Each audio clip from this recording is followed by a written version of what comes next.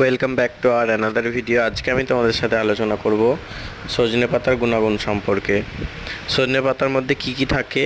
কমলা লেবু থেকে 7 গুণ বেশি ভিটামিন সি আছে সজনে পাতার মধ্যে, এবং দুধের চেয়ে বেশি 4 গুণ বেশি ক্যালসিয়াম ও ডিম থেকে 2 গুণ বেশি প্রোটিন আছে সজনে পাতার মধ্যে।